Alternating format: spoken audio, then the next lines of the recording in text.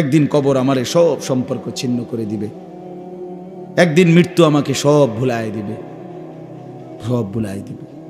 তো এই সূরাটার নাম হলো সূরা মুলক। এটা কোরআন শরীফের অত্যন্ত ফজিলতপূর্ণ একটা সূরা। মাত্র 30টা আয়াত এই সূরার মধ্যে। আল্লাহ নবী সাল্লাল্লাহু আলাইহি ওয়াসাল্লাম বলছেন, এই সূরাটি যে নিয়মিত তেলাওয়াত করবে, আল্লাহ নবী বলেন, তুনজিহি মিন আযাবিল কবর, এই সূরা মুলক তাকে কবরের আযাব থেকে রক্ষা করবে। এটাই সূরার ফজিলত। এজন্য আলহামদুলিল্লাহ উলামায়ে কেরাম, আমাদের মাদ্রাসাগুলোর তালিবে ইলম এবং আল্লাহওয়ালা বুজুর্গানে দ্বীন সব সময় রাত্রিবেলা ঘুমের আগেই এই সূরা মুলক তেলাওয়াত করে। এই 4-5 মিনিট সময় লাগে, কিন্তু এই সূরার বড় ফজিলত হইল, আল্লাহ নবী সাল্লাল্লাহু আলাইহি সাল্লাম বলেন, এই সূরা কবরের আযাব থেকে রক্ষা করবে, কবরের আযাব থেকে রক্ষা করবে।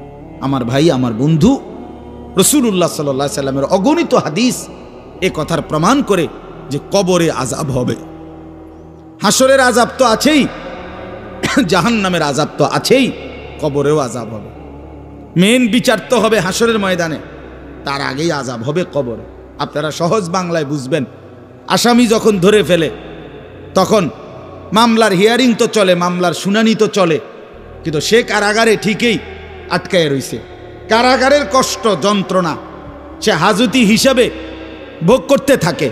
আবার যখন মামলার রায় হয় তখন সে আবার আসামির পরে হিসাব পড়ে, কিন্তু কষ্ট লাঞ্ছনা এটা তো তার শুরু হয়ে যায়।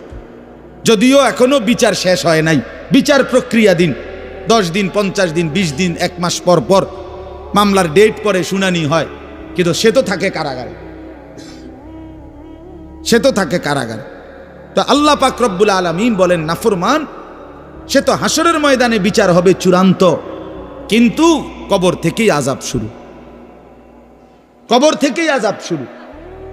রাসূলুল্লাহ সাল্লাল্লাহু আলাইহি সাল্লাম খুব বেশি হাদিসের মধ্যে আছে, একজন বিখ্যাত সাহাবী, আপনারা সবাই ওনার নাম জানেন, ইসলামের 3য় খলিফা হযরত ওসমান রাদিয়াল্লাহু তাআলা আনহু। কিতাবের মধ্যে আছে, আমরা নিজে আত-তাযকিরা, আমার কাছে কিতাব আছে আরবি, ইমাম কুরতুবী রাহমাতুল্লাহ আলাইহির লিখিত কিতাব, ওখানে আছে হযরত ওসমান রাদিয়াল্লাহু তাআলা আনহু যখন কোনো কবরের সামনে দাঁড়াইতেন তো প্রচন্ড কাঁদতেন, ভীষণ কাঁদতেন, হাত্তা ইয়াবুল্লা লিহিয়াতাহু, কাঁদতে কাঁদতে উনার দাড়ি ভিজে যেত। তো উনার সাথীরা জিজ্ঞেস করতেন, হযরত আপনি জাহান্নামের কথা বললেও এত কাঁদেন না, অথচ কবরের দেখলে এভাবে কাঁদেন কেন? তো তিনি বলতেন, ইন্নাল কবরা আউয়ালু মানাজিলিল আখিরাহ, শোনো, কবর হচ্ছে আখিরাতের প্রথম ঘাঁটি। ফা ইন নাজা মিনহু ফামা বাদাহু আইসারু মিনহু, যদি কোনো ব্যক্তি এই কবরের ঘাটিতে বাইচা যায়, পরবর্তী সবগুলো ঘাটি তার জন্য সহজ। ওয়া ইন লাম ইয়ানজু মিনহু ফামা বাদাহু আশাদ্দু মিনহু, এই কবরে এই ঘাটিতে যে জিততে পারবে না, বাঁচতে পারবে না, তো পরবর্তী সবগুলো ঘাটি তার জন্য তার চাইতে বেশি কঠিন। এই কথার কারণে আমি ভয় পাই, কবর দেখলে আমার মনে পড়ে, হায় আমি এই কবরের আযাব থেকে বাঁচব কিনা, এই ভয়ে আমার কাঁদতে থাকি। তো এরপরে তিনি বলছেন, হযরত ওসমান রাদিয়াল্লাহু তাআলা আনহু বর্ণনা করেন যে আল্লাহর নবী সাল্লাল্লাহু আলাইহি সাল্লাম বলছেন, আমার ভাই খেয়াল করে শুনেন, নবীজি নিজে বলছেন, আল্লাহ রাসূল সাল্লাল্লাহু আলাইহি সাল্লাম জীবনে কোনোদিন একটা শব্দ বানায়া বলছেন? কথা বলেন। অতিরিক্ত বলছেন, বেশতি বলছেন, শুধু ভয় দেখানোর জন্য বলছেন না, তামাশা করে বলছেন? এটা আপনাদের ইয়াকিন তো? কথা বলেন না। আল্লাহ নবী সাল্লাল্লাহু আলাইহি সাল্লাম বলেন, মা রাআইতু মানজারান কাত্তু ইল্লা ওয়াল কবরু আফজাউ মিনহু। রাসূলুল্লাহ বলেন, হযরত ওসমান বর্ণনা করেন যে আমি নবীজির জবানে শুনছি, নবীজি বলছেন, হে আমার উম্মত, আল্লাহর কসম উম্মত, কবরের চাইতে অধিক ভয়ানক কোন আযাবের দৃশ্য আমি রাসূল মুহাম্মদ দেখি নাই, আমি দেখিনি। রাসূলুল্লাহ সাল্লাল্লাহু আলাইহি সাল্লাম বলছেন।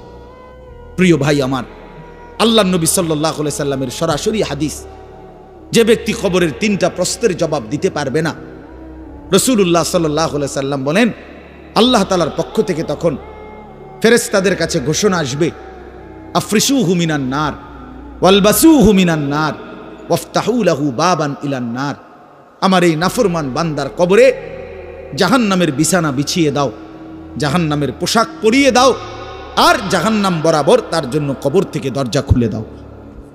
ফেরেশতারা যখন এই কার্যক্রমটা শেষ করবে, প্রথম জাহান্নামের বিছানা বিছায় দিছে, পোশাক পরায় দিছে, জাহান্নাম বরাবর দরজা খুলে দিছে। আল্লাহর নবী সাল্লাল্লাহু আলাইহি ওয়াসাল্লাম বলেন, একজন ফেরেশতা এসে তখন ফায়ুদরাবু লাহু বিমিতরাকাতিম মিন হাদিদিন, নবীজি সাল্লাল্লাহু আলাইহি সাল্লাম বলেন, তখন একটা লোহার হাতুড়ি, লোহার গুর্জ, লোহার হাতুড়ি দিয়ে একজন ফেরেশতা তাকে একটা আঘাত করবে। কি আঘাত, কোথায় আঘাত করবে? সরাসরি হাদিসের শব্দ, বরবাতান বাইনা উযুনাইহি, তার দুই কান বরাবর একটা আঘাত করবে। রাসূলুল্লাহ সাল্লাল্লাহু আলাইহি সাল্লাম বলেন, ফায়াসিহু সাইহাতান, ওই নাফরমান তখন এত জোরে চিৎকার করবে, ইয়াসমাউহা মান ইয়ালিহি ইল্লা সাকালাইন, মানুষ এবং জিন ব্যতীত আল্লাহর সমস্ত সৃষ্টি ওই বেঈমানের চিৎকার শুনতে পাবে। এ কবরের আযাব। ছেলেরা আমার, দোস্ত আমার, বাপ আমার, বন্ধু আমার, আপনি হাসলেও কবরে যাইতে হবে, কাঁদলেও কবরে যাইতে হবে। রাজপ্রাসাদের ওই অট্টালিকাতে যে থাকে সেও একদিন মরে যাবে, জীর্ণ কুঠিরে কুড়ে ঘরে যে থাকে সেও মরে যাবে। জীবনে যে কোনোদিন সুখ দেখে নাই, দুঃখের সাগরে, তারও মৃত্যু হবে। জীবনে যে কোনোদিন দুঃখ দেখে নাই, সুখের সাগরে ভাসছিল, তারও মৃত্যু হবে, সেও মরে যাবে। কবর নিশ্চিত, কবর নিশ্চিত। অমিন ওয়ারাইহিম বারযাখুন ইলা ইয়াউমি ইউবআসুন। আল্লাহ তাআলা মৃত ব্যক্তিকে বলবে, বান্দা, কোরআন শরীফের আয়াত, এখন থেকে নিয়ে ইসরাফিলের ফুঁতে হাসরের ময়দানে উঠানো পর্যন্ত বারজাখ মানে কবরের জীবনে পড়ে থাকো। ভেবে দেখেন, ভেবে দেখেন, শুধু 1 মিনিট আমিও ভাবি, আপনিও ভাবেন। হাদিসের মধ্যে আছে, মা বাইনান নাফখাতাইন 40, ইসরাফিল প্রথম ফু দিলে জমিনের সব কিছু মাটির নিচে চলে যাবে।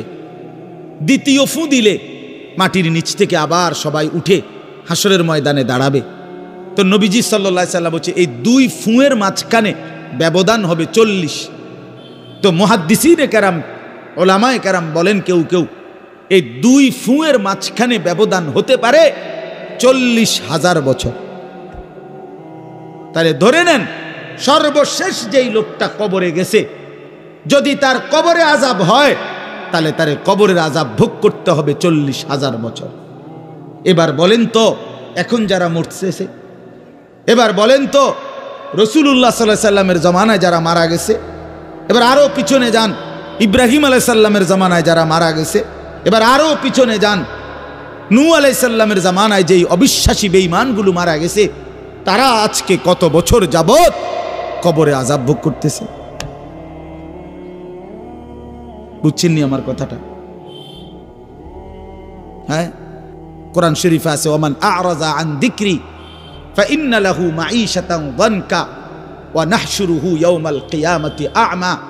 আল্লাহ বলেন, আমার স্মরণ থেকে যে মুখ ফিরায় নিল, আমার বন্দিগি, আমার ইবাদত, আমার হুকুম পালন, আমি তার জীবন করে দেব সংকীর্ণ, এবং তার হাসরের ময়দানে উঠাবো অন্ধ। এই জীবন সংকীর্ণ করার একাধিক তাফসির, এর মধ্যে একটা তাফসির হলো এইটা যে আল্লাহ জীবন সংকীর্ণ করে দিবে, মানে তার কবরের মধ্যে তার কবরটাকে একেবারে সংকীর্ণ করে দিবে। আল্লাহ রসুল বলছে, নাফরমানের কবর রাইখা যখন ফেরেশতা চলে যাবে, কবর ডান পাশের মাটি তারে একটা চাপ দিবে বাম দিকে, বাম দিকের মাটি এক ডান দিকে। আল্লাহর কসম, ডান পাশের হাড্ডি পাজর ভাঙ্গা ডান দিকে বাম দিকে চলে যাবে, বাম দিকের হাড্ডি পাজর ভাঙ্গা।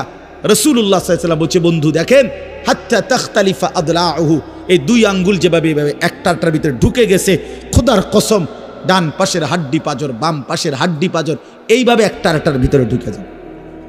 এইটার অর্থ এটা।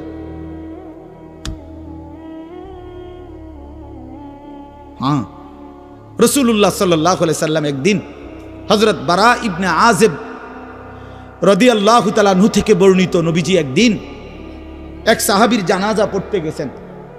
জানাজা পড়তে গিয়ে খালি কবরের সামনে কিছুক্ষণ দাঁড়াইছেন।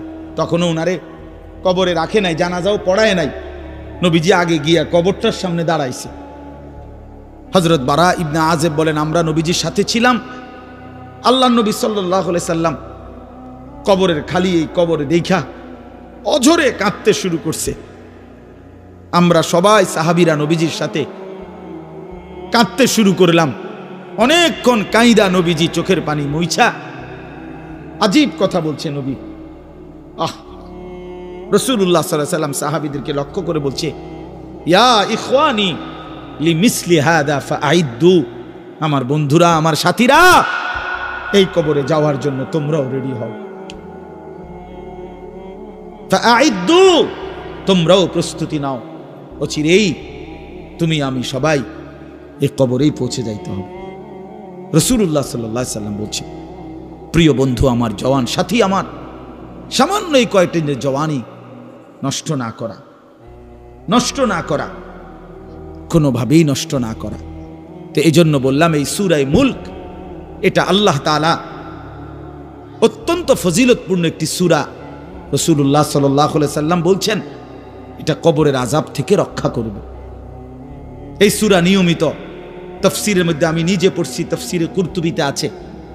আল্লাহর নবী সাল্লাল্লাহু আলাইহি সাল্লাম বলেন, লাওয়াদিত্তু, নবীজি বলেন আমার দিলের আশা, আমার দিলের তামান্না, আমার উম্মতের প্রতিটা মুমিন তার কলিজার ভিতরে, তার জবানে এই সূরা মুলক থাকুক,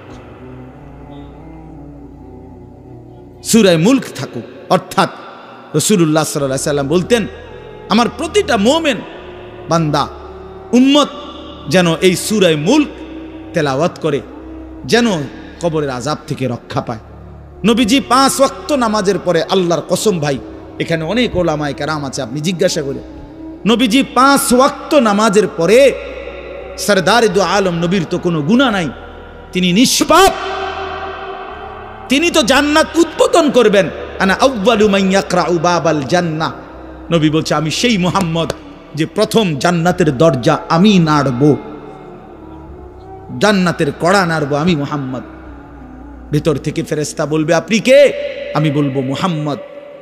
ফেরেশতা বলবে, আনতাজিরু লাক, আমি তো আপনার অপেক্ষাই করছিলাম, আপনি আসবেন বলেই তো অপেক্ষায় ছিলাম, আপনি উদ্বোধন করে দিলেই তো বাকিরা ঢুকবে। তো সেই নবী যিনি জান্নাত উদ্বোধন করবেন, তিনি 5 ওয়াক্ত নামাজের পরে ভাইয়া প্রতিদিন তিনি যেই কথাটা দোয়া করতেন, এর মধ্যে একটা দোয়া এটা, আল্লাহুম্মা ইন্নী আউযু বিকা মিন আযাবিল কবর ওয়া মিন ফিতনাতিল কবর ওয়া মিন ফিতনাতিল মাসীহিদ দাজ্জাল ওয়া মিন ফিতনাতিল মাহইয়া ওয়াল মামাত। আল্লাহ, আমি কবরের আযাব থেকে পানাহ চাই। নবীজি নিজে বলতেন, নবীজি নিজে বলতেন। প্রিয় ভাই, বাবা আমার, চলেন সবাই নিয়ত করি, নিজেকে গুনাহ থেকে বাঁচানো দরকার, নিজের আল্লাহর নাফরমানি থেকে বাঁচানো দরকার। আল্লাহ তাআলা বলেন, ইন্নাল্লাযীনা ইয়াখশাউনা রাব্বাহুম বিল গায়ব, আমি আল্লাহকে না দেখে, আমার কথাগুলো আখিরাত সম্পর্কিত, এগুলোকে না দেখে যারা আমি আল্লাহকে ভয় করে, আখিরাতকে ভয় করে, জাহান্নামকে ভয় করে, কবরকে ভয় করে, আল্লাহ বলেন, তাফসীরের মধ্যে লিখছে, ভয় করে মানে হলো গুনাহ বর্জন করে।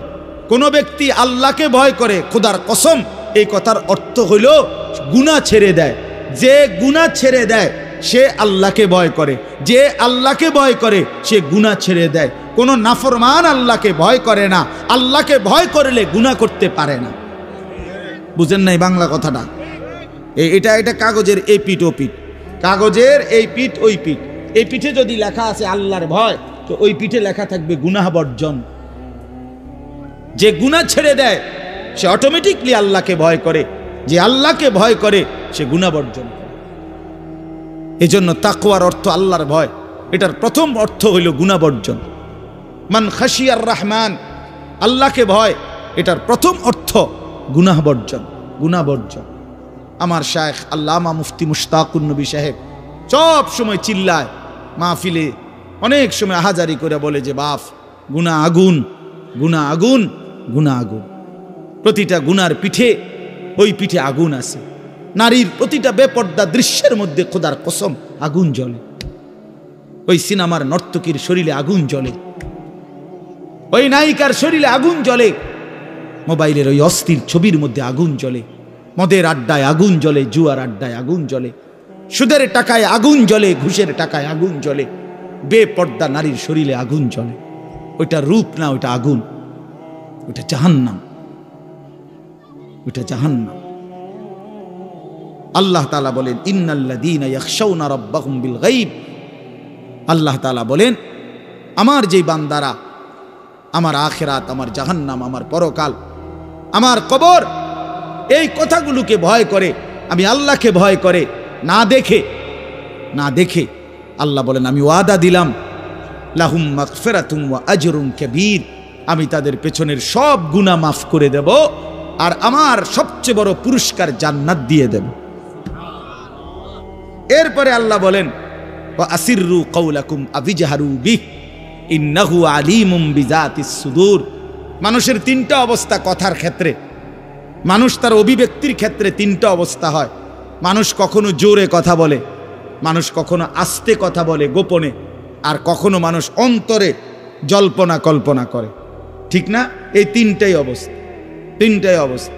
তো আল্লাহ তাআলা বলেন, এনে একটা ছোট্ট তাফসীরের মধ্যে আছে, মক্কার কুরাইশরা, কাফেররা নবীজির বিরুদ্ধে দিবানিশি ষড়যন্ত্র করত, বুঝছেন?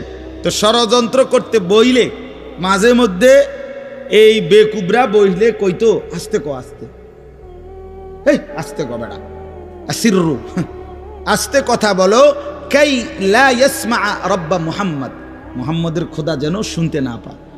শুনলে কি অসুবিধা হইব? হেরাই বলতো শুনলে জিবরাইলের কাছে কইয়ে দিব, হে আবার মুহাম্মদের কাছে এসে কইব, একবারে ফেঁসে করুন। হ্যাঁ, তাফসীরের মধ্যে আছে। আল্লাহ তাআলা বলেন হায় হায় রে বেওকুফ, কি বললি, কি ভাবলি, আল্লাহরেই চিনলি না, আল্লাহকেই চিনলি। হ্যাঁ, অনেক নওজোয়ান হ্যাঁ বেচারা ইয়ারফোন লাগাইলে মনে করে কেউ শোনে না, না ইয়ারফোন লাগাইলেছে আর কি, বুঝেন না? কানের মধ্যে দুইটা বল্টু লাগাইছে, খালাস, আর তো দুনিয়ার কেউ শুনে না। আরে নাফরমান, দুনিয়া কেউ শুনে না সেটা তো কথা না, আর শাজিমের মালিক তো শুনে। ওয়া আসিররু কাওলাকুম আবিজহারু বিহি, রব্বুল আলামিন বলেন তোমরা যদি আস্তে কথা বলো, আবিজহারু বিহি, যদি জোরেও কথা বলো, ইন্নাহু আলিমুম বিযাতিস সুদূর, আল্লাহ বলে শুধু এই দুইটা না বান্দা, আস্তে বলো, জোরে বলো, অথবা অন্তরের ভিতরে যা লুকায়িত করো, আমি আল্লাহ সবটাই পুরাপুরি জানি।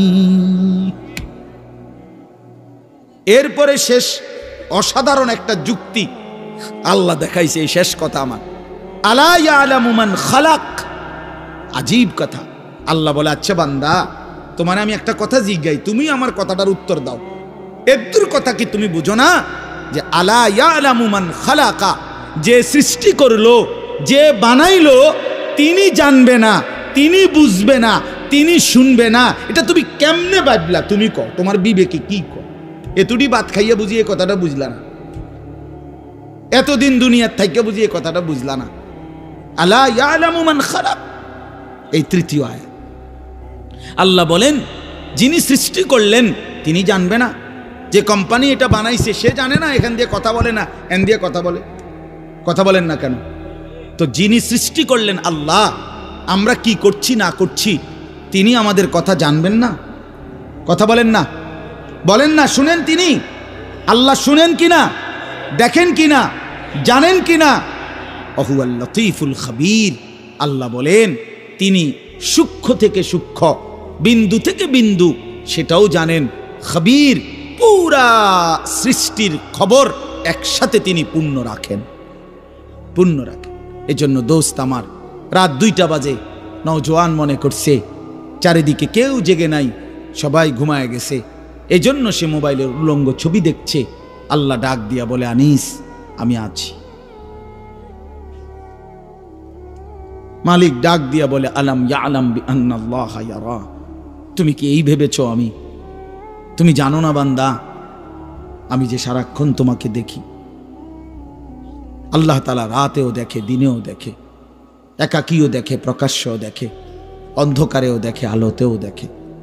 7 আসমানের উপরে কোনো ফেরেশতা হাঁটলেও মালিক দেখে, 7 তবক জমিনের নিচে কোনো পিঁপড়া হাঁটলেও মালিক দেখে। আটলান্টিক মহাসাগরের যে প্রাণী গভীর তলদেশে, আল্লাহ তাকেও দেখে। হিমালয়ের সুউচ্চ চূড়ায় যে প্রাণী, আল্লাহ তাকেও দেখে, তাকেও দেখে। ওয়ায়ালামু মা ফিল বাররি ওয়াল বাহর, জলে স্থলে যা আছে আল্লাহ বলেন সব তিনি জানেন। ওয়ামা তাসকুতু মিন ওয়ারাকাতিন ইল্লা ইয়ালামুহা, একটা গাছের পাতাও যদি পড়ে আল্লাহ বলেন আমি তাও জানি। ওয়ালা হাব্বাতিন ফি যুলুমাতিল আরদ, মাটির তলদেশে যেই চারা দানা বীজ তোমরা বপন করছো, আল্লাহ বলে কোন দানা কোন চারা আমি তাও জানি। ওয়ালা রতবিন ওয়ালা ইয়াবিসিন, শুকনায় কি আছে ভিজাতে কি আছে আমি সব জানি। ইল্লা ফি কিতাবিম মুবিন, ওহ মালিক বলে শুধু জানি না রে বান্দা, আর আমি সব কিছু আমার তাকদীরে লৌহে মাহফুজের মধ্যে স্পষ্ট করে লিখে রেখেছি। অতএব বাপ আমার, বন্ধু আমার, দয়া করে মেহেরবানি করে এই মাহফিলগুলো আসলে আপনাদের কাছে কোনো 23 বছরের পুরা ইসলাম বুঝানো, একদিনে 1 ঘন্টা এটা না। অর্থ হলো বিবেকটা জাগানো, অনুভূতিটা একটু জাগানো, ঠিক না? একটু যেন মানসিকতাটা বাড়ে, একটু মানসিকতাটা যেন পারে। দুনিয়া ভুলেন, আখেরাত ফিকির করে, আখেরাতের ফিকির করে। যুবক ভাই নিজের ক্ষতি করেন না, নওজোয়ান ভাই নিজের ক্ষতি করেন। আল্লাহর ওয়াস্তে ভাইয়া, চরিত্রহীনতার এই জিন্দেগি সুখ দেয় না। কোনো পাপী সুখে নাই, কোনো হারামখোর, কোনো মদখোর, কোনো গাঁজাখোর, ফুট্টাখোর, বাবাখোর, ডাইলখোর, ইয়াবাখোর, একটা নাফরমান সুখে নাই। কোন বেপরদা নারী সুখে নাই। আমি চ্যালেঞ্জ করলাম, কোন হারামখোর, সুদখোর, গাঁজাখোর একটাও সুখে নাই। কোন নাফরমান সুখে থাকে না বন্ধু। সেজদাতে সুখ আছে, আল্লাহকে ডাকলে সুখ আছে, মালিকের সেজদায় সুখ আছে। এজন্য চলেন ইনশাআল্লাহ, নিয়ত করি আল্লাহকে ডাকবো ইনশাআল্লাহ। হারাম ছেড়ে দেই, আল্লাহর নাফরমানি ছেড়ে দেই। আল্লাহ আমাদের সবাইকে কবুল করে নেন। ফাজালাসা ফিহা ফাকাদ আওয়া ইলাল্লাহ, যে ব্যক্তি কোনো দ্বীনি মজলিসে ফাঁকা জায়গা দেখলো অতঃপর নিজে পূরণ করে বসলো, রাসূলুল্লাহ সাল্লাল্লাহু আলাইহি ওয়াসাল্লাম বলেন সে যেন আল্লাহ তাআলার ঠিকানায় পৌঁছে গেল। আল্লাহ তাআলা তাকে নিজের করে নিলেন, আল্লাহর ঠিকানায় গেল। এজন্য ফাঁকা জায়গা পূরণ করে বসা অনেক বড় নেকির একটা আমল। রাসূলুল্লাহ সাল্লাল্লাহু আলাইহি সাল্লামের মজলিসে একবার এরকম কেউ 1 জন বা 2 জন নবীজি আল্লাহর কথা বলতেছিলেন, তো দাঁড়ায়া আবার সাথে সাথে চলে গেছে পিছন থেকে। তো রাসূলুল্লাহ সাল্লাল্লাহু আলাইহি সাল্লাম বললেন, মান আ'রাযা আনিল্লাহ ফাল্লাহু আ'রাযা মিনহু, যে আল্লাহর থেকে মুখ ফিরায় নিল তো আল্লাহ তাআলাও তার থেকে মুখ ফিরায় নিলেন। এজন্য দ্বীনি মজলিসের ক্ষেত্রে এটা বহুতই গুরুত্বপূর্ণ যে শতভাগ আদব, ছোট হোক মজলিস, 2 জন শুনুক আর 5 জন শুনুক, এটা কোনো বিষয় না। তো কোরআন সুন্নাহর এই ইলমের সাথে আদব জরুরি। এটা আমাদের যুগ যুগ ধরে ঐতিহ্য যে কোরআন সুন্নাহর ইলমের সাথে শতভাগ আদব, আখলাক, আন্তরিকতা, আগ্রহ, মনোযোগ জরুরি। এটা বহুতই গুরুত্বপূর্ণ। রাসূলুল্লাহ সাল্লাল্লাহু আলাইহি ওয়াসাল্লাম বলেন, আল্লামানি রব্বি ফাআহসানা তা'লিমি ওয়া আদ্দাবানি রব্বি ফাআহসানা তা'দীবি। নবীজি সাল্লাল্লাহু আলাইহি সাল্লাম বলেন যে আল্লাহ তাআলা আমাকে সর্বোত্তম ইলম শিখিয়েছেন এবং আল্লাহ তাআলাই আমাকে সর্বোত্তম আদব শিখিয়েছেন। বলে ইলম এবং আদব একসাথে রাসূলুল্লাহ সাল্লাল্লাহু আলাইহি সাল্লাম বলেছেন। এই জন্য দেখবেন আমাদের মাদ্রাসাগুলোতে যুগ যুগ ধরে আমরা 6 বছরের বাচ্চাকেও আপনার অজুবিহীন পড়তে দেই না। সমস্ত পড়ালেখা বাচ্চা পাক পবিত্র থাইকা অজু অবস্থায় পড়ে। অসংখ্য প্রতিষ্ঠান এমন যাদের এই ব্যাপারে কোনো আলাদা কোনো গুরুত্ব নাই। ছেলে পেশাব করে পানি নেয় বা না নেয় এটা নিয়ে তাদের কোনো মাথা ব্যথা নেই। ছেলে কি দাঁড়াইয়া পেশাব করে না বসে পেশাব করে এই নিয়ে মাথা ব্যথা নাই। দেখার বিষয় হলো পড়া পারে কিনা, পড়া বুঝলো কিনা, খালাস, পড়া পারলো শিখলো। কিন্তু না, আপনারাও সবাই বুঝেন যে সবাই এই শব্দটা জানেন যে শিক্ষা দীক্ষা, আমরা বলি বাংলায় এটা যে শিক্ষা দীক্ষা। এখন প্রশ্ন হলো দীক্ষা মানে কি? শিক্ষা তো বুঝলাম, নির্দিষ্ট পড়া মুখস্থ করলো, শিখলো, মুখস্থ করলো, তো দীক্ষাটা কি? এখানে এটা এমন শব্দ না যে কিছু শব্দ তো আছে একটা শব্দের সাথে আরেকটা বলছে অর্থহীন, যেমন কলম টলম। তো এটা সবাই বোঝে যে টলমের কোনো অর্থ নাই। কাগজ টাগজ, তো কাগজের অর্থ নাই। কিন্তু শিক্ষা দীক্ষা এমন না, শিক্ষা শব্দের উল্টা না। এটা এমন না যে এটা শিক্ষার উল্টা কিছু না, এটা আলাদা শব্দ। শিক্ষা দীক্ষা যেমন আমরা অনেক সময় বলি যে নামাজ রোজা, লোকটা নামাজ রোজায় ভালো, তো এর দ্বারা কি শুধু নামাজ আর নামাজের উল্টা শব্দ রোজা না, এটা একটা আলাদা কি আমল। নামাজ একটা ইবাদত, তো রোজা একটা ইবাদত। তো শিক্ষা এটা একটা বিষয়, দীক্ষা এটা একটা বিষয়। শিক্ষা তো তালিম, দীক্ষা এটা তরবিয়ত, আখলাক। আখলাক অর্থাৎ শব্দ মুখস্থ করা এটা যেমন জরুরি, জিন্দিগি গঠন করা এটাও সমান জরুরি, বরং তার চাইতে বেশি জরুরি। এজন্য আমাদের ফেনীর একজন বড় বুজুর্গ আলেম আছেন, ফেনী জামিয়া রশিদিয়া মাদ্রাসার হজরত মাওলানা মুফতি শহীদুল্লাহ দামাত বারাকাতুহুমুল আলী, বাংলাদেশের অনেক বড় একজন বুজুর্গ আলেম। হজরতের মাদ্রাসা ফেনীতে, সেই মাদ্রাসা একটা মাদ্রাসায় কৌমি মাদ্রাসা, সেখানে প্রায় 6 থেকে 7 হাজার ছাত্র পড়ালেখা করে। প্রায় 200-এর উপরে উস্তাদ আছে, 200-250 হবে। তো এই জন্য বললাম যে হজরত সবসময় বলে যে পড়া মেধা অনুপাতে কম বেশি হইতে পারে, কিন্তু আখলাক বরাবর হইতে হবে। আখলাক, ছাত্র মেধাগত যোগ্যতার কারণে কেউ রুল নাম্বার 1, কেউ রুল নাম্বার 10, কিন্তু আদব আখলাক বরাবর বরাবর হওয়া চাই। আমরা এটা খুব খেয়াল করি না। আজকে সবাই মনে করে বাচ্চার পড়ালেখা হচ্ছে, ঠিক আছে, পড়তেছে, যাইতেছে, আসতেছে, ছেলেটা পড়তেছে, রেজাল্ট আসছে, কিন্তু আখলাক কোথায়? যে ছেলেটা কখনোই প্রস্রাব করে টয়লেট পেপার ব্যবহার করে না, দাঁড়িয়ে বসে প্রস্রাব করার ক্ষেত্রে কোনো পার্থক্য করে না, তো তার আখলাক, তার জীবন গঠন হইল কই? শব্দ না মুখস্থ হইল?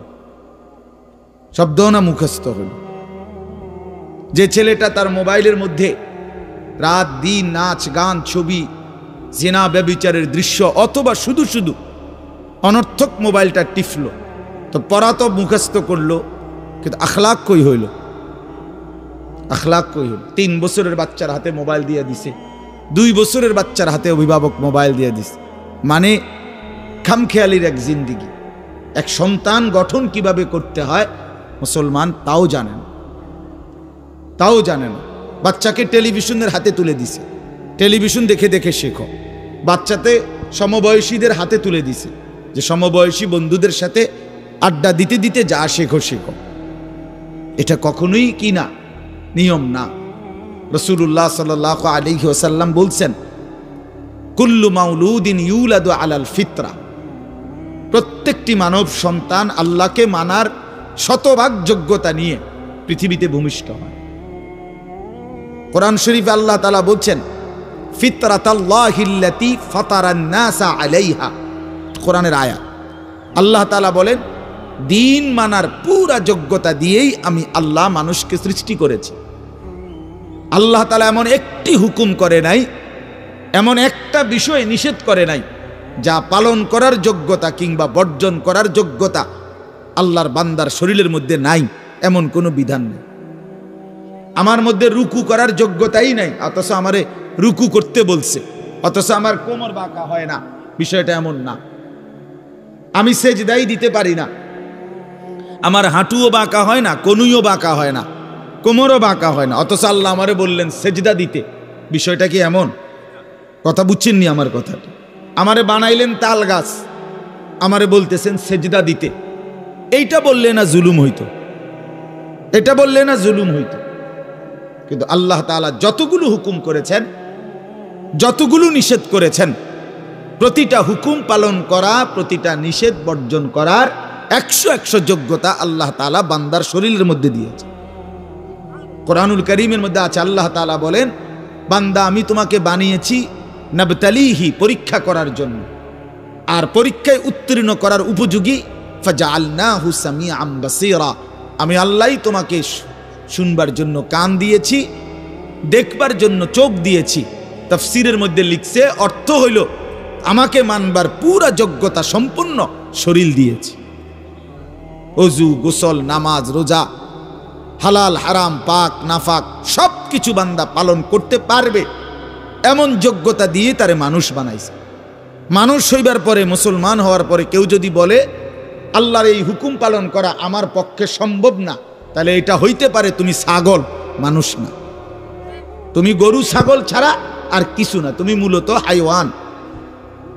ইনসান হইলে পারতা,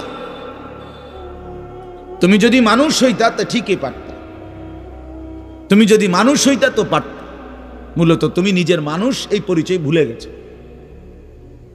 তো এই জন্য বাপ আল্লাহ নবী সাল্লাল্লাহু আলাইহি সাল্লাম বলেন, ফাআবাওয়াহু ইউহাব্বিদানিহি আও ইউনাসসিরানিহি আও ইউমাজ্জিসানিহি, মা বাপ সন্তানকে ইহুদি বানিয়ে দেয়, অথবা খ্রিস্টান বানিয়ে দেয়, অথবা অগ্নি পূজক বানিয়ে দেয়।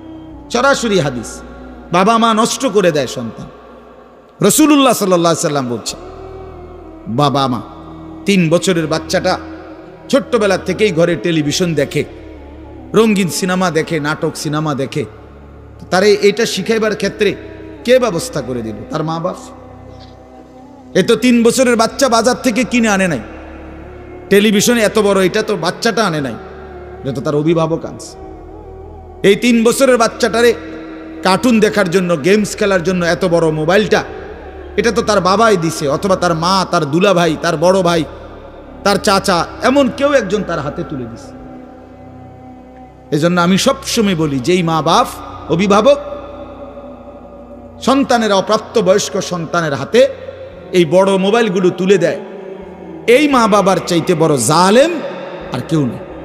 ওরা নিজ হাতে সন্তানকে গলা টিপে হত্যা করে ফেল, ধ্বংস করে দিল, বরবাদ করে দিল, বরবাদ করে দিস। অসংখ্য অভিভাবক আমাদেরকেও তো বলে, বাচ্চা হুজুর খায় না, ঘুমায় না, বাচ্চা মোবাইল না দেখতে না দিলে খায়ও না, ঘুমায়ও না, কান্দে, শুধু কান্দে কান্দে। তার এই বদ অভ্যাস কে বানাইল? আর দ্বিতীয় কথা হইল, কান্দলে কি হয়েছে? কোনো বাচ্চা যদি কান্দে, তো কান্দলে কি মরে যায় মানুষ? তো হেতে কান্দুক, কান্দলে কি হয়েছে? কান্দতে কান্দতে সে একসময় থেমে যাবে। 3 বারের পরে, 4 বারের পরে সে বুঝে নিবে যে এটা আমারে দিবে না। কথা বোঝেন নাই?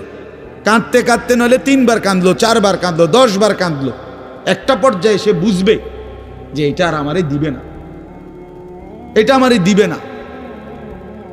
এই জন্য বাপ আমার এটা খেয়াল করা চাই। আমি এই কথাটা শুরু করছি এই কথার থেকে যে কোরআন সুন্নাহর ইলমের জন্য আদব জরুরি। এক তো আপনি শুনলেন প্রতি সপ্তাহে জুমার বয়ান হয়, ইমাম সাহেব কইতে পারবো, ইমাম সাহেব কি কয়, আমনে আমনের মতো, হুজুর হুজুরের মতো না। এই শুধু এতটুকুর জন্য আসা যাওয়া, আল্লাহর কথা শোনা, যে কি শুনলাম কিছুই বুঝলাম না, নিজের জন্য কিছুই গ্রহণ করলাম না, এটা ইনসাফ না। আল্লাহর কোরআন জিন্দেগি বদলাবার জন্য, আমাদের জীবনের পরিবর্তনের জন্য আসছে, পরিবর্তনের জন্য। কোরআনুল কারীমের প্রতি অক্ষর নূর, কোরআনুল কারীমের প্রতি অক্ষর হুদান, হেদায়েত, কোরআনুল কারীমের প্রতি অক্ষর মাউইজা, উপদেশ, কোরআনুল কারীমের প্রতি অক্ষর বুশরা, সুসংবাদ, কোরআনুল কারীমের প্রতি অক্ষর বাসায়ের, অন্তর্দৃষ্টি সম্পন্ন জ্ঞান। কোরআনুল কারীমের প্রতি অক্ষর আহসানাল হাদিস, সর্বশ্রেষ্ঠ কথা। কোরআনুল কারীমের প্রতি শব্দ মুতাশাবিহান, সাদৃশ্যপূর্ণ। কোরআনুল কারীমের প্রতি শব্দ মাসানি, বারবার তেলাওয়াতকৃত, পাঠকৃত। কোরআনুল কারীমের অসংখ্য বৈশিষ্ট্য আল্লাহ তাআলা কোরআনে উল্লেখ করেছেন। মা ফাররাতনা ফিল কিতাবে মিন শাই, আল্লাহ বলেন একটা বিষয়ের আলোচনা আমি বাদ দেই নাই কোরআনের মধ্যে। ওয়া নাযালনা আলাইকাল কিতাবা তিবয়ানান লিকুল্লি শাই, বন্ধু আমি আপনার উপরে যে কোরআন নাজিল করেছি তার সমস্ত কিছুর বিস্তারিত বর্ণনা। এজন্য বদনসিব ওই সন্তান, ওই অভিভাবক দুর্ভাগা যে মুসলমান পরিচয় দেওয়ার পরেও নিজ সন্তানকে আল্লাহর কোরআন দেখে দেখেও পড়তে জানে না। আল্লাহর কোরআন দেখে দেখে ছোট বাচ্চা হাফেজে কোরআন হইছে, এই মাত্র দেখছেন আমরা হাফেজে কোরআন হইছে। মুসলমানের সন্তান আল্লাহর কোরআন 30 পারা কলিজার মধ্যে গ্রহণ করছে। আর কি পরিমাণ দুর্ভাগা মুসলমান! আল্লাহর দেওয়া চোখ, আল্লাহর দেওয়া জিহ্বা। আল্লাহ কোরআনে বলছে আলাম নাজআল লাহু আইনাইন, বান্দা আমি কি দুইটা চোখ দেই নাই? ওয়া লিসানান, আমি কি জিহ্বা দেই নাই? ওয়া শাফাতাইন, দুইটা ঠোঁট কি আমি দেই নাই? হাসরের ময়দানে আল্লাহ তাআলা জিজ্ঞেস করবে, বান্দা আমার দেওয়া দুইটা চোখ, আমার দেওয়ার জিহ্বা, আমার দেওয়া ঠোঁট, এত লক্ষ কথা বললা, এত কিছু দেখলা, এত শব্দ উচ্চারণ করলা, পৃথিবীর কত লক্ষ কথা তুমি জীবনে বললা, অথচ আমার কালাম সর্বশ্রেষ্ঠ আসমানি কিতাব মালিকের এই কোরআন, এটা একটু দেখে দেখেও পড়তে পারো না, এর চাইতে বড় বদনসিব আর কে হইতে পারে? এজন্য আমি পরিষ্কার বলি সবসময়, আল্লাহর কোরআন যেই মুসলমান দেখে দেখেও শুদ্ধ পড়তে পারে না, আমার দৃষ্টিতে ওই লোকটা বোবা। আপনি বোবা, মূলত দোস্ত তুমি বোবা। বাকি কথাগুলো না বললেও চলতো, বাকি কথাগুলো না বললেও চলতো, এই পৃথিবী ভোগ করা যেত। বোবা মানুষ যারা, তারা কথা না বলতে পারলেও ভাতও খাইতে পারে, ঘুমও যাইতে পারে, পেশাব পায়খানাও করে, বিয়েও করে, বোবা মানুষের বাচ্চা কাচ্চাও হয়। এরকম দেখছেননি কখনো? না, কথা বলেন না কেন? তাহলে বোবায়ও তো পৃথিবী ভোগ করে। তাইলে বোঝা গেল দুনিয়ার এই ভাত মাছ বিয়া বউ, দুনিয়ার এই যৌন চাহিদা পূরণ আর পেশাব পায়খানার ঘুম, এটুকুর জন্য কথা না বললেও চলতো, অন্ধ হইলেও চলতো, অন্ধ হইলেও চলতো, চোখে না দেখলেও কত মানুষ পৃথিবী ভোগ করতেছে। তাহলে যে জবান আল্লাহর দেওয়া, যে চোখ আল্লাহর দেওয়া, সেই মালিকের কালাম দেখে দেখেও পড়তে পারলাম না। 16 বছর বাচ্চাটা পড়লো, অথবা আপনি পড়াইলেন, একবারও ভাবলেন না হায় আমার সন্তানকে আমি কি পড়াইলাম? একবারও মনে করলেন না বাফেরই কি হইল, সন্তানের বা কি হলো? হায় মুসলমান, বাফও তো ছিল মুসলমান, ছেলেটাও তো মুসলমান। না বাফের একবার মনে পড়লো, না ছেলের একবার মনে পড়লো, না মায়ের একবার মনে পড়লো, না ছেলেটার একবার মনে পড়লো যে আমার মালিকের কোরআন পড়তে পারি না। পৃথিবীর কত পড়া, দরকারি বেদরকারি মিলাইয়া, পৃথিবীর বাকি সমস্ত পড়ালেখার মধ্যে প্রয়োজনীয় অপ্রয়োজনীয় কথার মিশ্রণ। কিছু কথা দরকারি আছে, কিছু কথা বেদরকারি আছে। সমস্ত বাংলা বইয়ের মধ্যে দরকারি কথাও আছে, বেদরকারি কথাও আছে। ইংরেজি বইয়ের মধ্যে দরকারি কথাও আছে, বেদরকারি কথাও আছে। কথা বলেন? হ্যাঁ, রোদ হচ্ছে, বৃষ্টি হচ্ছে, খেকশিয়ালের বিয়ে হচ্ছে, এটা কোনো দরকারি কথা হলো? এটা কিছু শিখার কিছু? এটা হাট্টিমা টিম টিম তারা মাঠে পারে ডিম, এটা কি? এটা কোনো শিখার কিছু? হ্যাঁ, আগডুম বাগডুম ঘোড়া ডুম সাজে, আগডুম কি বাগডুম কি? তার বাপের 14 গোষ্ঠী কইতে পারবো নি আগডুম কি? যে লিখছে এটা অনর্থক কথা। 2 little black birds sitting on a wall, one called Peter, one called Paul. 2টা কাউয়া একটা ওয়ালের মধ্যে বসছে, একটা কাউয়ার নাম হলো পিটার আর একটা কাউয়ার নাম হলো পল। এই হলো কবিতার অর্থ। এটা কি শিখছে ছেলেটা? এখানে কি শিখার? কাউয়া ওয়ালে বসলেই কি, টিনের সালেই বসলে কি, কাউয়া তো কাউয়া। কাউয়া লইয়া আমার দরকার কি? কাউয়া কই বইছে, এটা আমার বাচ্চা শিখতে হইব। আমি কি কাউয়ার বাচ্চা? বলেন তো কি অর্থ আছে এটাতে? আর এই পিটার পল এটা সম্পূর্ণ কাফেরের নাম। পিটার এই শব্দ, পল এটা খ্রিস্টানদের নাম, কোন মুসলমানের নাম না। এটা তো মুসলমানের সন্তান এটা শিখবে কেন? উচ্চারণ শিখার জন্য, কিছু শব্দ শিখার জন্য। তো শব্দ শিখার জন্য ইসলামী কোনো শব্দ নাই। আল্লাহ আমাদেরকে বুঝ দান করে। আমি বইয়ে এখানে বই ঠিক করতাম বসি না, যে বুঝলেন না আমার কথাটা? অর্থ এই উদ্দেশ্য তাহলে আমি এনে বই ঠিক করতে বসি নাই। অর্থ একটা উদাহরণস্বরূপ বললাম আর কি। আবার দরকারি কথাও আছে। আমাদের দেশে সেই ছেলে কবে হবে, কথায় না বড় হয়ে কাজে বড় হবে। ফাইন কথা।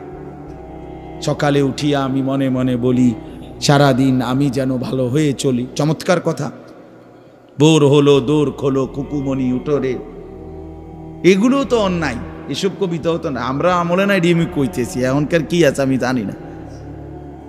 এগুলা আমার সময়ে পড়ছি আমরা ছোটবেলায় প্রাইমারিতে। যাই হোক বাপ, অর্থ হইল আল্লাহর কোরআন থেকে সন্তানকে বঞ্চিত করেন না।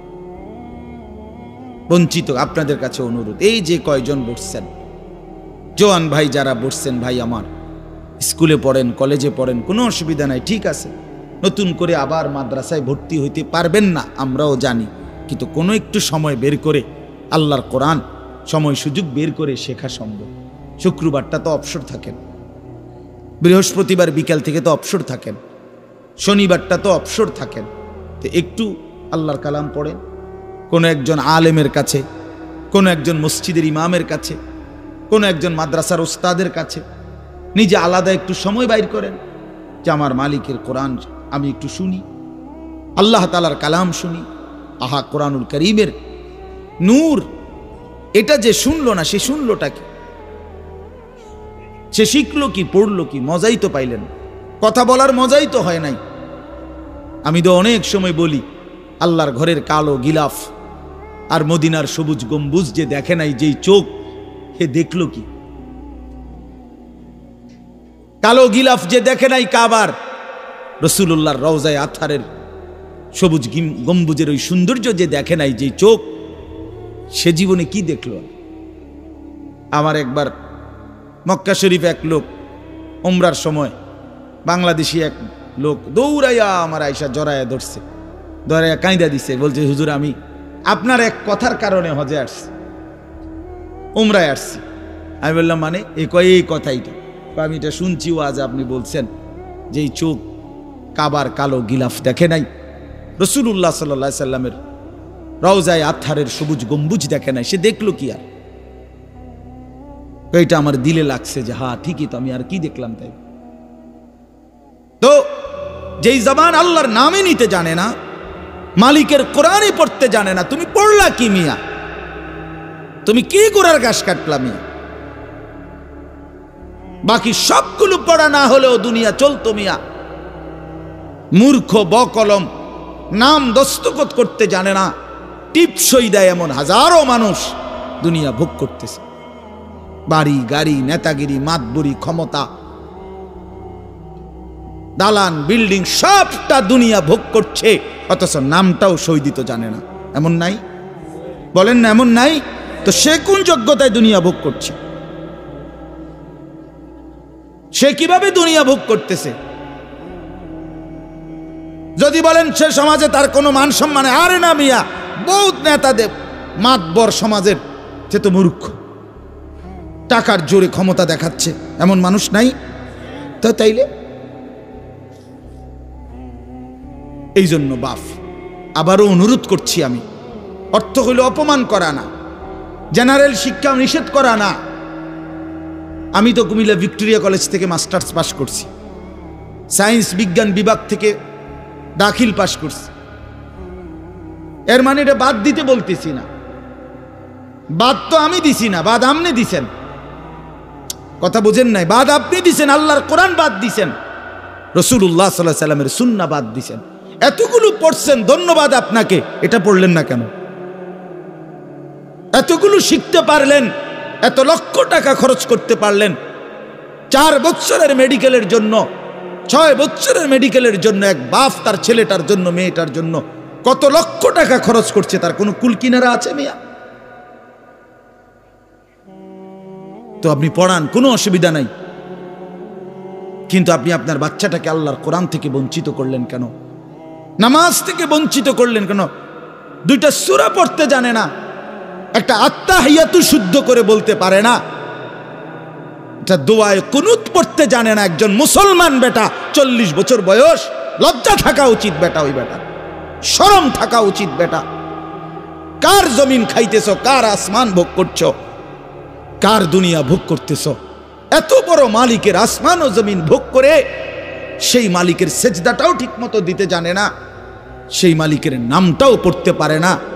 এর চাইতে লজ্জার কি হইতে পারে বলেন বাবা? অপমান কি হইতে পারে? আল্লাহ আমাদেরকে বিবেক দান করেন, আল্লাহ আমাদেরকে বিবেক দান করেন। বিবেক থাকা চাই, বিবেক থাকা চাই।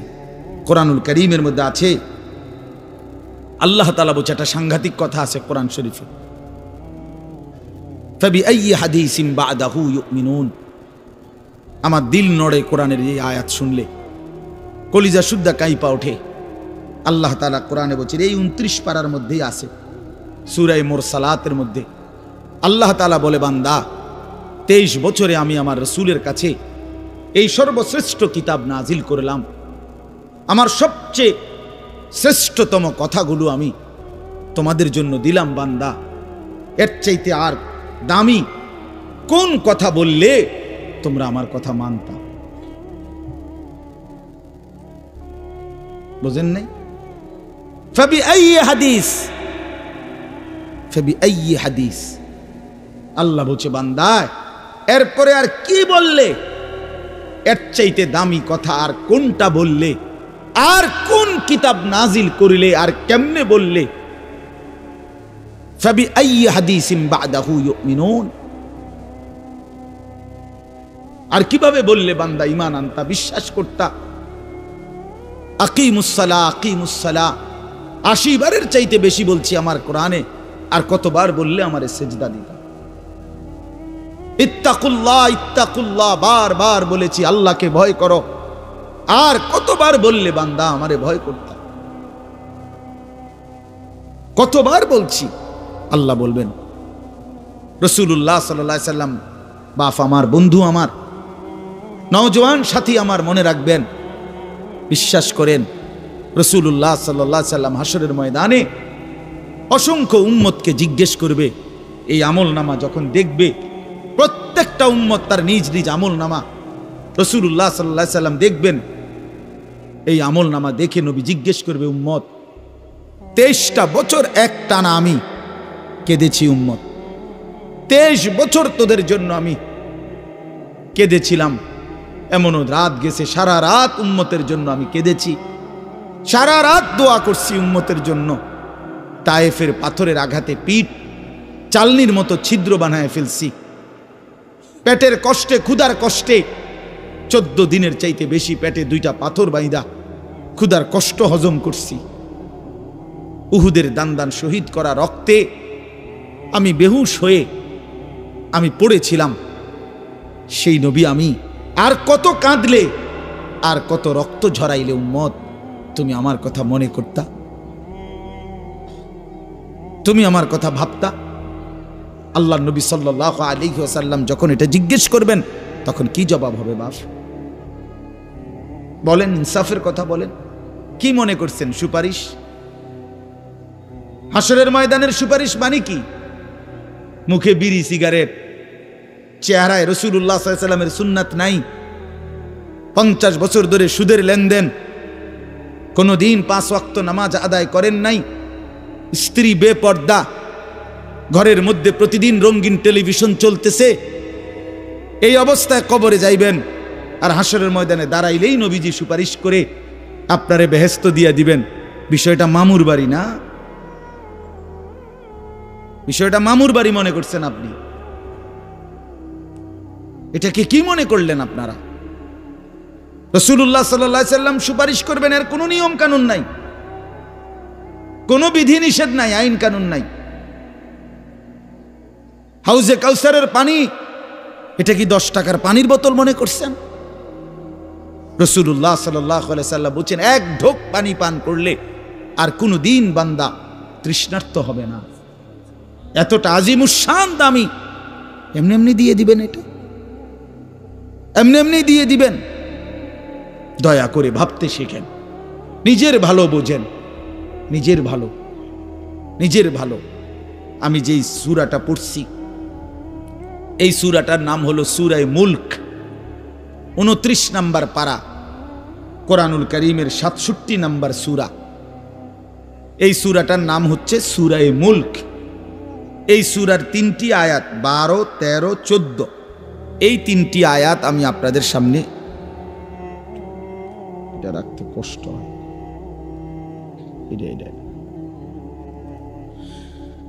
এই 3টি আয়াত আমি তেলাওয়াত করছি। এই আর অল্প একটু সময়ের মধ্যে আমি আপনাদের সামনে এই 3টা আয়াতকে সামনে রেখে কয়েকটা আর কথা বলতে চাই। প্রথম কথা, আপনারা রাগ হইয়েন না আমার, আমি আপনাদেরই অঞ্চলের মানুষ, এখন আপনারাও আমার, আমিও আপনাদের। আল্লাহর কোরআন শিখেন। আমার কথা হলে আমি বলি না যে সবার সব জেনারেল পড়া বন্ধ করে দেন, অর্থ হলে আপনি একটু সময় বাইর করেন। কথা, যারা চাকরি করেন, ব্যবসা করেন, বুড়া মানুষেরও অনেক বয়স্ক লোক কইলে হুজুর না আর কইয়া লাভ না, এই বয়সও না, নাই বিড়ি খাই না বয়স আছে। হ্যাঁ মাশাআল্লাহ, বিড়ি খাইতে কইলে চা দোয়ানে গপ মারুন না, বয়স ঠিকই রয়েছে অন। হ্যাঁ, এখনো টেলিভিশন 3 ঘন্টা চাইতে কইলে মাশাআল্লাহ কাকুর শরীরে বল আছে।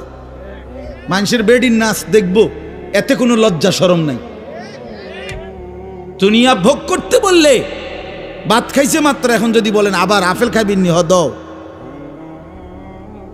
পেঁয়াজু খাইবেন নি, চা দোকানে গেছে আর আবার খাবে।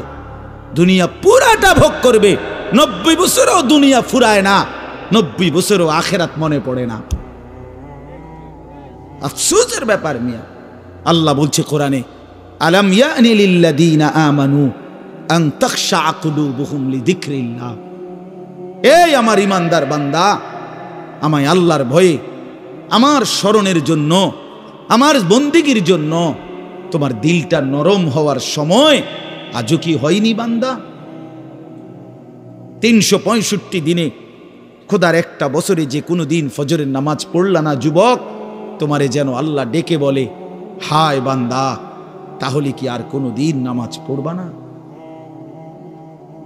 30 বছর ধরে যে কোনো দিন সুদের লেনদেন ছাড়লেন না, হারাম রোজগার করেই গেলেন, আল্লাহ তাআলা যেন ডেকে বলে, বান্দা, তাহলে এই নাফরমানি কি আর কোনোদিন ছাড়বা না বান্দা?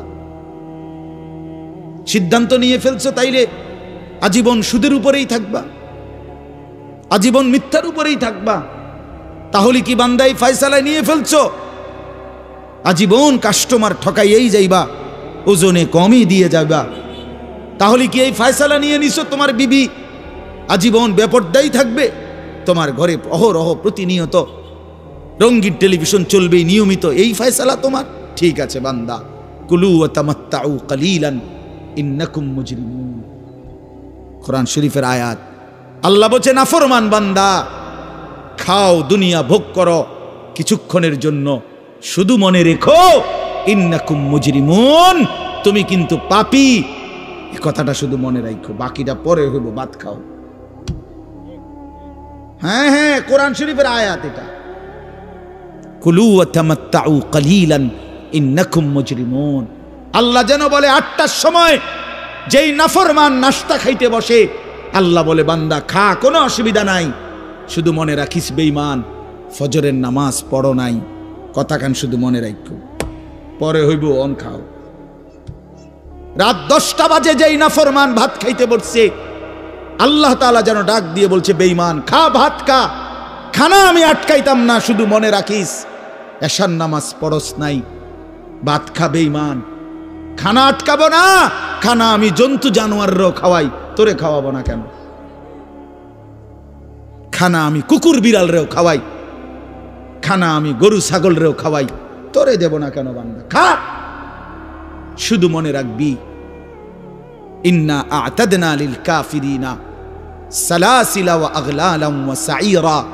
আল্লাহ বলে প্রতিটা নাফরমানের জন্য আমি রেডি রাখছি আগুনের শিকল এবং আগুনের বেড়ি এবং জাহান্নামের আগুন। এক নাম্বার 70 জিরাআন, 70 হাত লম্বা আগুনের শিকল দিয়ে জাহান্নামীকে হাসরের ময়দানে আল্লাহর ফেরেশতা বান দিবে।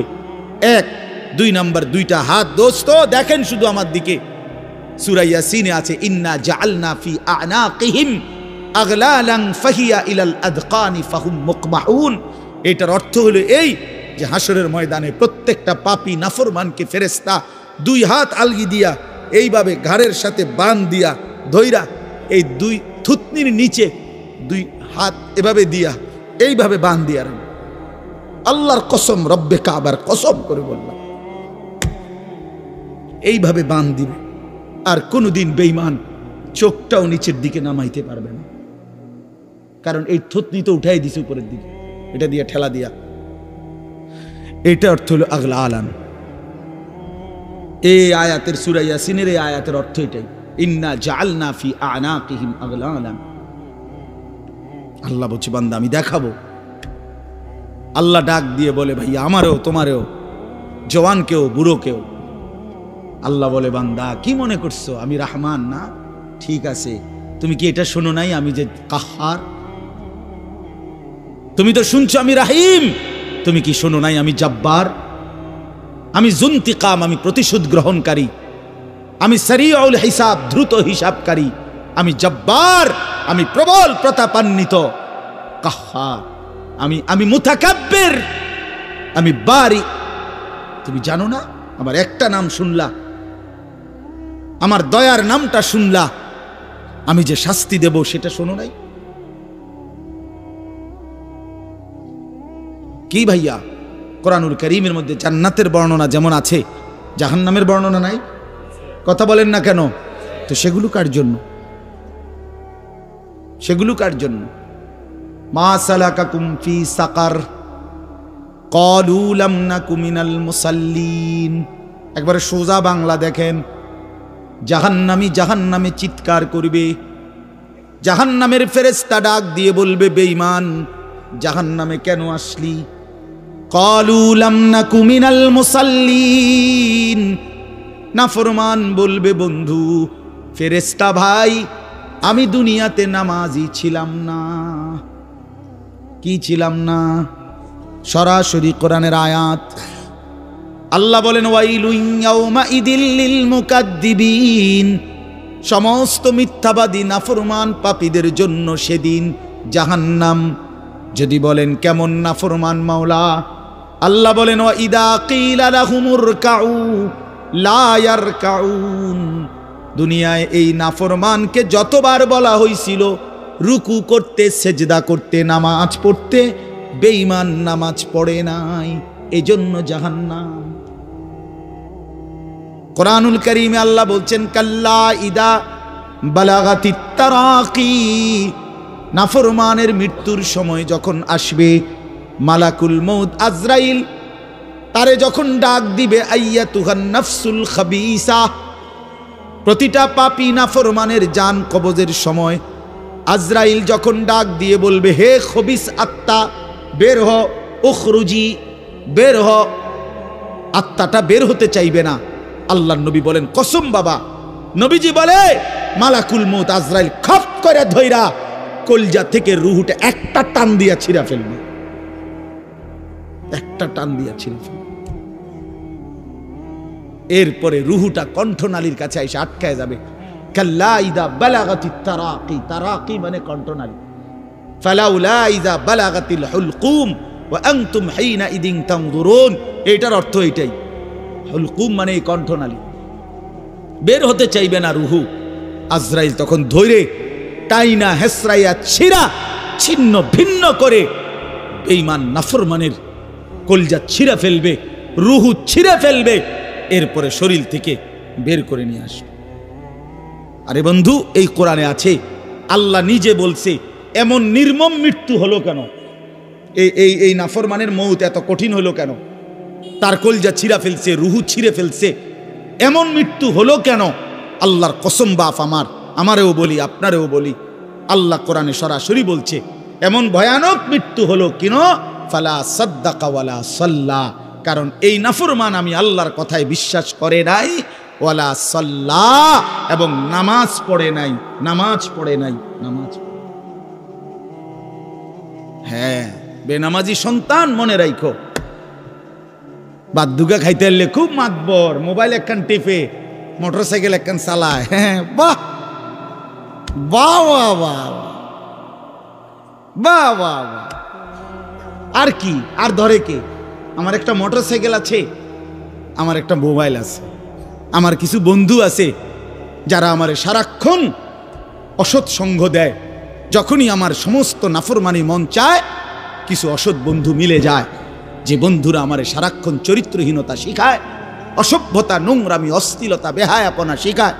এমন কিছু বন্ধু যার মিলে গেছে, একটা মোটরসাইকেল মিলে গেছে, একটা মোবাইল মিলে গেছে, তো নারীর ছবি, আড্ডা, জিনা, ব্যভিচারের দৃশ্য, মদের আড্ডা, জুয়ার আড্ডা, নারীর আড্ডা, নারীর আলাপ, অথবা মোবাইলের অশ্লীল ছবি দেখা, এই জিন্দিগি মুসলমান? এর জন্যই আল্লাহ তাআলা আমাদেরকে মুসলমানের ঘরে বানাইছিলেন। এজন্যই আমার বাবা মুসলমান, এজন্যই আমার মা মুসলমান। আল্লাহ আপনি মাফ করে দেন। ইনসাফের সাথে ভাইবেন। অনেক নওজোয়ান ভাই, সবাইরে অনুরোধ করলাম, দোস্ত আমার, ইনসাফের সাথে ভাইবেন, নিজেরে নষ্ট করেন না। ছেলেরা আমার, ভাইয়া, নিজেরে নষ্ট করো না ভাই, নওজোয়ান ভাই, নিজেরে নষ্ট করো না। শেষ পর্যন্ত কেউ নাই, শেষ পর্যন্ত একদিন, দিন শেষে, রাত শেষে দেখবেন